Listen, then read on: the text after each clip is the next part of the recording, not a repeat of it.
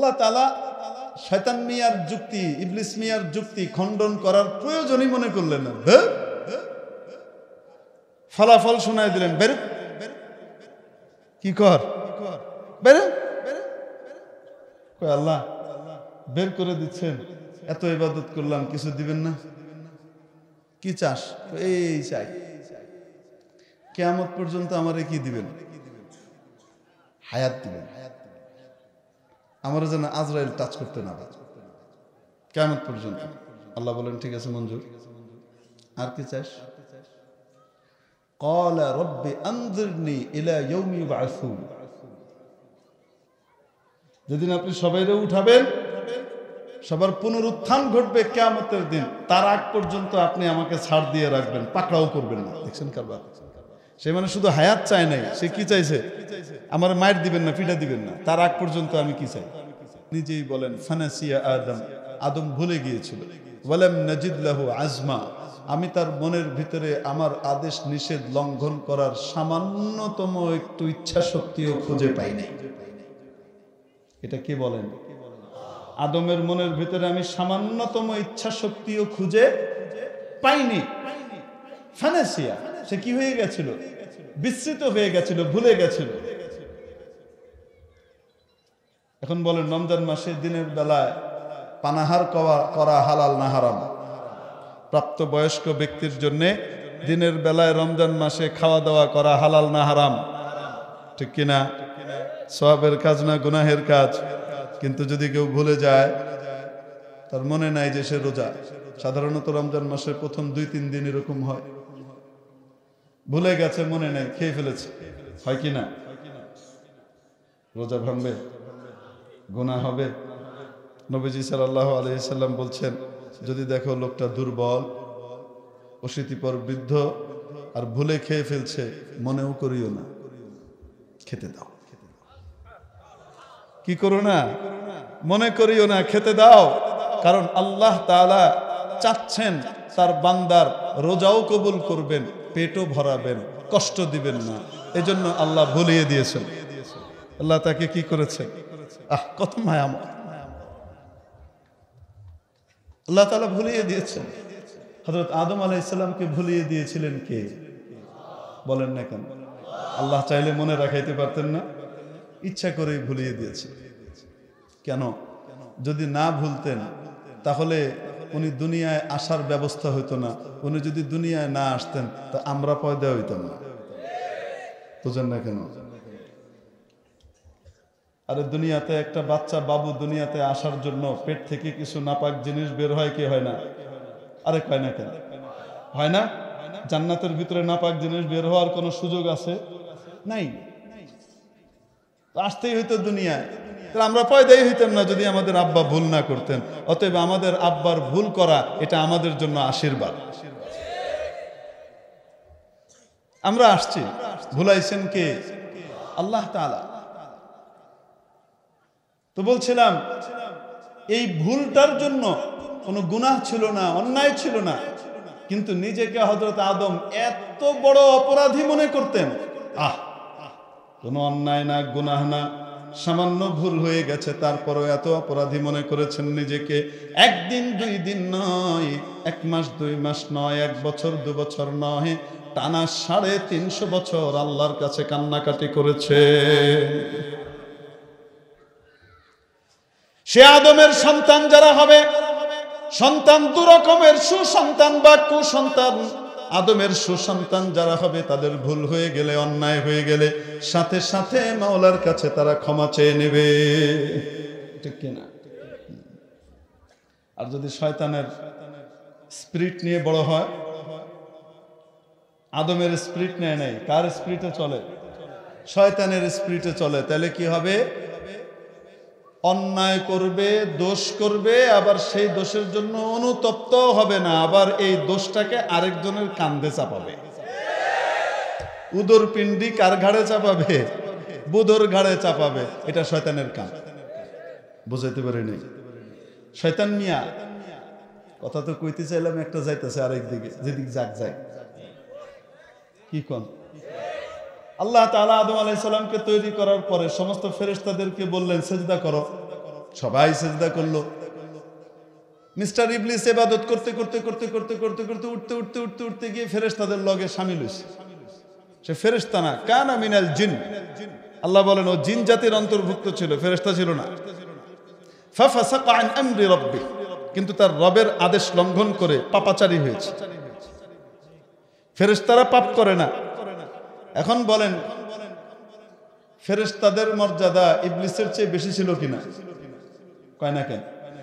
এখন মনে করেন আপনার এলাকার যদি ডিসি সাহেব কাউকে স্যালুট দেয়, তাহলে এডিসি সাহেব কি চুপচাপ খাড়া থাকবে না? উনিও স্যালুট দিবেন।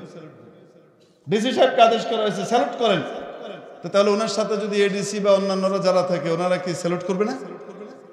উত্তমকে আদেশ করলে তো অধমের উপরে সেটা অটোমেটিক বর্তায়, বলেন না কেন? অনেক প্রশ্নের উত্তর দিয়ে দিচ্ছি। আসলে অনেকে মনে প্রশ্ন আসতে পারে, শয়তান তো ফেরেশতা ছিল না, তাহলে আল্লাহ তো ফেরেশতাদেরকে আদেশ করছে, তো শয়তান তো এটার ভিতরে এমনিই দাখিল না, তাহলে সে সিজদা না করলে আল্লাহ বা তারা পাকড়াও করলো কেন? এই প্রশ্ন আসতে পারে না? এই জন্য উত্তর দিয়ে দিচ্ছে একবার।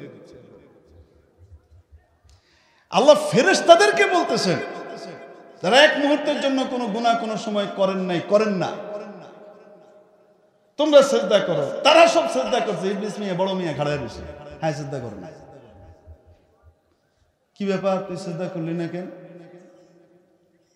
আমি আদেশ করলাম, ইয আমারতুক মা মানাআকা আন তাসজুদা ইয আমারতুক, আমি তোকে আদেশ করার পরেও কোন জিনিসের কারণে তুই সিজদা করলি না, কোন জিনিস তোকে বাধা দিল সেটা বল। এ কয় আপনি অযৌক্তিক আদেশ করেছেন, তাই পালন করতে পারছি।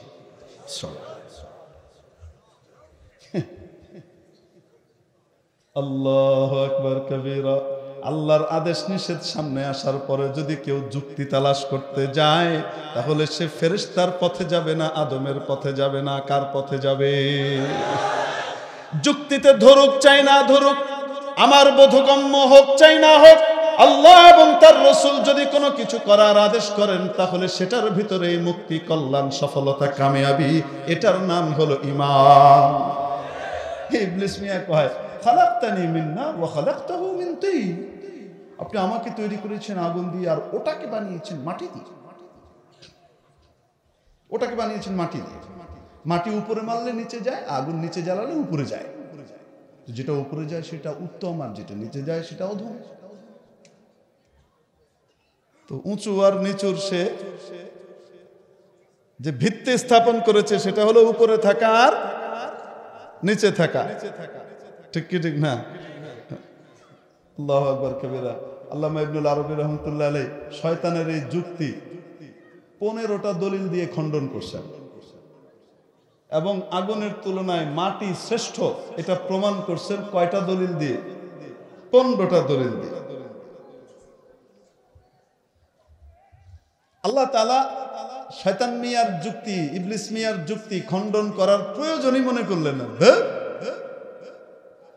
ফলাফল শোনায় দিলেন, বের কি কর, বের। আল্লাহ বের করে দিচ্ছেন, এত ইবাদত করলাম, কিছু দিবেন না? কি চাস? এই চাই, কিয়ামত পর্যন্ত আমারে কি দিবেন? হায়াত দিবেন, আমার যেন আজরাইল টাচ করতে না পারে কিয়ামত পর্যন্ত। আল্লাহ বলেন ঠিক আছে মঞ্জুর, আর কি চাস? ক্বালা রাব্বি আনজিরনি ইলা ইয়াউমি ইউবআসুন, যেদিন আপনি সবাইরে উঠাবেন, সবার পুনরুত্থান ঘটবে কিয়ামতের দিন, তার আগ পর্যন্ত আপনি আমাকে ছাড় দিয়ে রাখবেন, পাকড়াও করবেন না। দেখছেন কারবার? সে মানে শুধু হায়াত চায় নাই, সে কি চাইছে? আমার মায়ের দিবেন না, পিঠা দিবেন না, তার আগ পর্যন্ত আমি কি চাই? আল্লাহ তাআলা বলেন ওকে যা, আর আমাকে ক্ষমতা দিবেন এই আদমের সন্তানদের, পোলাপাইনের রক্ত কণিকার ভিতরে যেন আমি ঢুকে দৌড়াইতে পারি। আল্লাহ বলেন ওকে মঞ্জুর। নবীজি সাল্লাল্লাহু আলাইহি ওয়াসাল্লাম বলেন ইন্নাশ শাইতানা ইয়াজরি মাজরাদ দাম, রক্ত যেই জায়গায় প্রবাহিত হয় আর দৌড়াদৌড়ি করে, ওই জায়গার ভিতরে শয়তান দৌড়াইতে পারে। তাহলে আল্লাহ তাআলা কি করছে? এই ক্ষমতার পাওয়ার দিয়েছেন, সে চেয়ে লইছে। এই জন্য বলে শয়তান বড় আবেদ ছিল। শয়তান বড় আলেম ছিল, বড় জ্ঞানীও ছিল। শয়তান বড় আরিফ ছিল। সে আল্লাহর মহানুভবতার সম্পর্কে সে জানতো, ইনসাফ সম্পর্কে সে আল্লাহকে চিনত। শুধু আলেম ছিল না, আরিফও ছিল। আল্লাহর ব্যাপারে সে জানতো, চিনত। যে কয়টা আইন গেল? আবেদ, আলিম, আরিফ। কয়টা গেল? 3টা আইন আছে তার কাছে ছিল। এটা সে জানতো যে আল্লাহ কত বড় ইনসাফওয়ালা। আমি এত ইবাদত করছি, ওনার কাছে চাইলে উনি আমাকে ফিরাই দিবেন না। এরকম গোস্বার মুহূর্ত যখন তারা বের করে দিচ্ছে, সে তখনও জানে যদি আমি আল্লাহর কাছে কি চাই, কিছু চাই, তো আল্লাহ আমার দিব। দেখছেন কারবার? সে এতটুকু আল্লাহকে চিনত। কিন্তু আশিক ছিল, আল্লাহর প্রেমিক ছিল। ভালোবাসাটা মনের ভিতরে ছিল না। যদি ভালোবাসা থাকতো তখন যুক্তির ধার ধারতো না। আমার মাহবুব যা চায় আমিও তাই চাই। এজন্য আল্লাহ রাব্বুল আলামিনের ইশক আর মহব্বত, এটা আমাদের সকলের ভিতরে আল্লাহ তাআলা নসিব করেন বলে আমিন। এটা ঈমানদারের সবচেয়ে বড় চালিকা শক্তি, যে সে কাকে ভালোবাসে? আল্লাহকে ভালোবাসে, যার কারণে আল্লাহর যে কোনো আদেশ নিষেধ মেনে নিতে তার কাছে কোনো দ্বিধা হয়। তো মেরে মুহতারাম দোস্ত, বলছিলাম ইবলিস মিয়া সেখানে চ্যালেঞ্জ করলো আল্লাহকে, ইয়া আল্লাহ ফাবিমা আগওয়াইতানি। আমার এই কথাটা এখানে বলা উদ্দেশ্য। ফাবিমা আগওয়াইতানি, যার কারণে আপনি আমাকে পথভ্রষ্ট করে দিলেন, বিভ্রান্ত করে দিলেন, বের করে দিলেন। আচ্ছা কন্ত দেখে, আদম হেরে কইছিল সিজদা করিস না? বলেন না কেন? যখন আল্লাহ সিজদা করতে বলছেন সবাইকে, আদম আলাইহিস সালাম কি ইবলিসকে বলছিল সাবধান, তুমি চিন্তা ভাবনা করে সিজদা করে বলছো? আদম আলাইহিস সালাম বলছিলেন? বলেননি। তো সে যে সিজদা করলো না, এটার জন্য দায় কি আদমের? কয় না কেন? তো তার দায় কার? তার দায় তার নিজের। হযরত মুফতি মাহমুদ হাসান গঙ্গোহী রহমতুল্লাহ আলাইহি একবার সফরে যাচ্ছেন, সামনে হযরত জি মাওলানা ইউসুফ সাহেব রহমতুল্লাহ আলাইহি বসা গাড়িতে, দ্বিতীয় হযরত জি তবলিগের। মুফতি মাহমুদ সাহেব পিছনে, বয়সে অনুজ, কিন্তু দেওবন্দের প্রধান মুফতি, বড় মুফতি। গাড়িতে সফরে যাচ্ছেন, এর ভিতরে হযরত মাওলানা ইউসুফ সাহেব রহমতুল্লাহ আলাইহি तशकील করলেন मुफ्ती साहब के, मुफ्ती साहब आप अगर 4 महीने के लिए निकलते उम्मत को कितना फायदा पहुंचता। আপনি যদি একটু 4 মাসের জন্য বেরিতেন তাহলে উম্মতের কত লাভ হইতো, বিশাল জামাত আপনার ক্ষেত্রে একটু উপকৃত হইতো। जरा चिल्ला लगा लीजिएगा, 1-2 চিল্লা যদি পারেন তো একটু লাগাই দিয়ে। খুব এহতেরামের সাথে, আবদারের সাথে तशकील করছেন। মুফতি সাহেব কোনো উত্তর দেন নাই, কোনো কি করেন নাই, উত্তর দেন নাই।